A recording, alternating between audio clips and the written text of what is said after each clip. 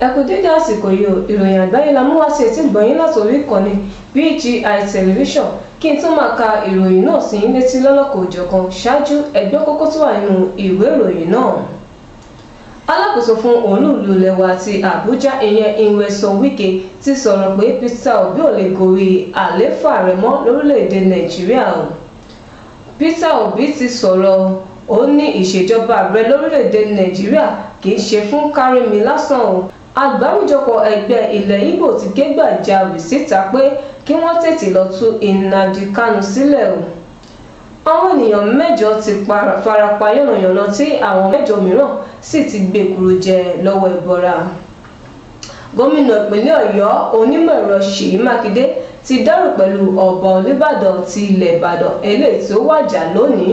Ẹ má bìrì láti darapọ̀ mọ́ wa lórí ojú òpó ìkànnì abánidọ́rẹ̀ẹ́ wa Facebook Gbàgede Ìmọ̀ with Aláwìyé Adébáyọ̀, Instagram Gbàgede Ìmọ̀ _22, YouTube Bàbá Gbàgede Ìmọ̀ TV.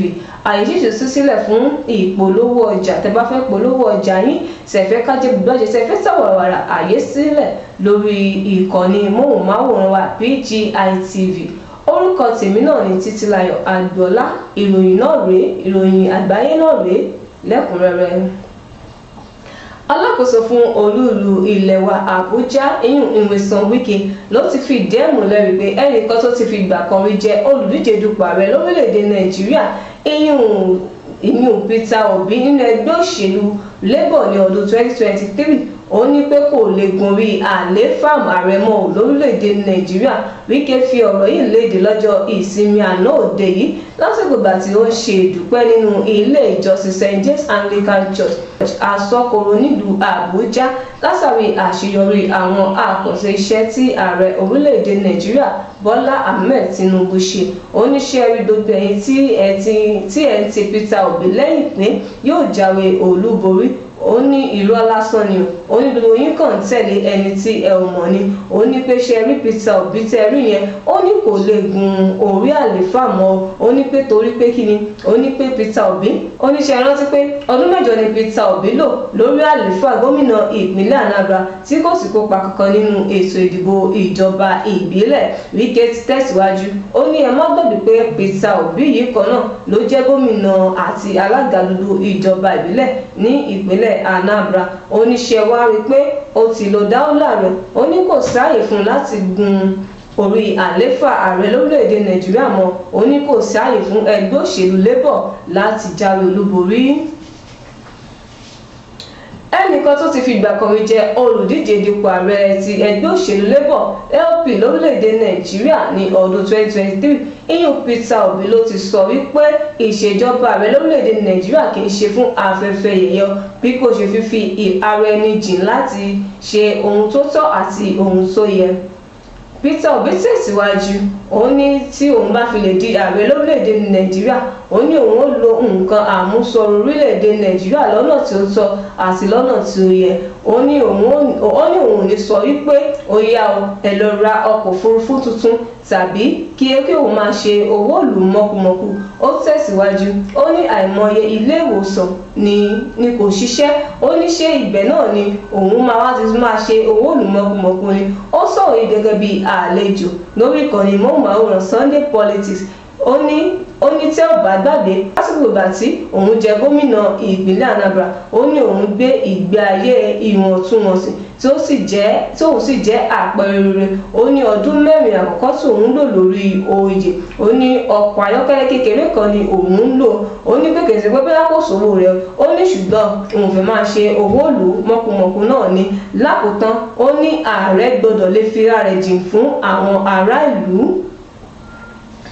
Àgbáríjọpọ̀ adarí àwọn Ìgbò ló ti ké gbàjarè síta fún ìjọba orílẹ̀‐èdè Nàìjíríà pé kí wọ́n lọ tú Nnamdi Kanu sílẹ̀ nítorí pé àwọn agbésùnmọ̀mí Boko Haram tí ó yẹ kí wọ́n ṣe ìdájọ́ tó tọ́ àti ìdájọ́ tó yẹ fún wọn.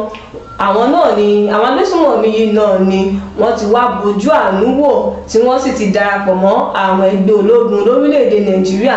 Ó ní kí ló wá dé tí ẹ ò lè tú Nnamdi Kanu sílẹ̀ látìmọ́lé yín láti bí ọdún 4 tó ti wà lákàtà yín látàrí pé ó ń jìjàgbara fún ilẹ̀ Ìgbò. àwọn adarí náà ló ti wá fi ẹ̀sùn kan ìjọba àpapọ̀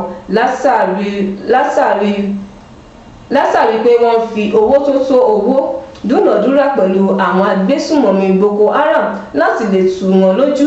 Wọ́n ní kí ìjọba àpapọ̀ bojú àánú wo Nnamdi Kanu gẹ́gẹ́ bí wọ́n ṣe bojú àánú wo àwọn agbésùmọ̀mí Boko Haram.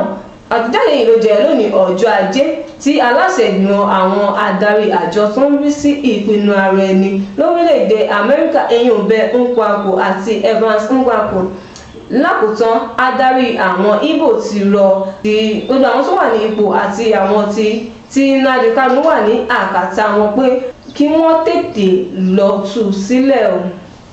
Gómìnà ìpínlẹ̀ Ọ̀yọ́ onímọ̀ ẹ̀rọ Ṣèyí Mákindé ti dárò ọba Olúbàdàn ilẹ̀ Ìbàdàn ọba Owólabí Ọlákùnlẹ́yìn tí ó wàjà lónìí ọjọ́ Ajé ọjọ́ 7 oṣù keje ọdún tí a wà yìí.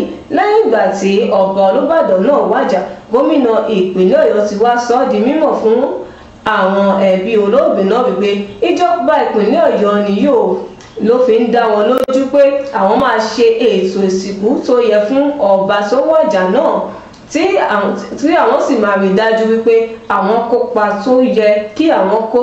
Gómìnà ìpínlẹ̀ Ọ̀yọ́ náà ti wá rọ gbogbo àwọn ẹbí olóògbé láti mú ọkàn wọn le.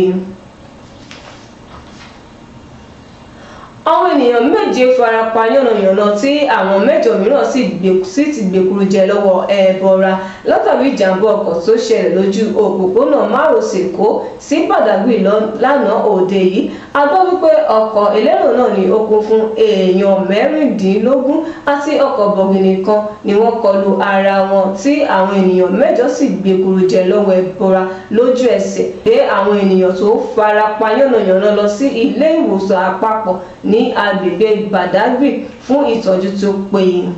Adarí àjọ tó ń rí sí ìgbòkègbodò ọkọ̀ lójú pópó ní ìpínlẹ̀ Èkó LASTMA Taofik Adébáyọ̀ ti fi ìdí ìṣẹ̀lẹ̀ náà múlẹ̀ látara ìwádìí pé awakọ̀ náà ló sáré àsápajúdé níbẹ̀ ló ti pàdánù ìjánu ọkọ̀ eléyìí tí ó ṣokùnfà bí ó ṣe kọlu ọkọ̀ bọ̀gìnì kan tí ó sì ṣokùnfà bí ènìyàn 8 àti awakọ̀ náà ṣe gbèkúrú jẹ lọ́wọ́ Ẹbọra. Ìròyìn àgbáyé kò ní jù báyìí lọ lónìí. Ẹ má gbàgbé láti darapọ̀ mọ́ wa lójú òpó ìkànnì abánidọ́rẹ̀ẹ́ wa Facebook Gbàgede Ìmọ̀ with Aláwìyé Adébáyọ̀, Instagram Gbàgede Ìmọ̀ _22, YouTube Gbàgede Ìmọ̀ TV. Àyè ṣì ṣí sílẹ̀ fún ìpolówó ọjà. Tẹ́ bá fẹ́ polówó ọjà, tẹ́ fẹ́ kájé buwá jẹ, tẹ́ fẹ́ tà wàràwàrà, ẹ máa bọ̀ lórí ìkànnì móhùnmáwòrán wa BGI TV. Orúkọ tèmi ò yípadà o, Títílayọ̀ Àgbọ̀ọ́lá náà ni. Ẹ ṣé tẹ́ ń gbọ́ wa.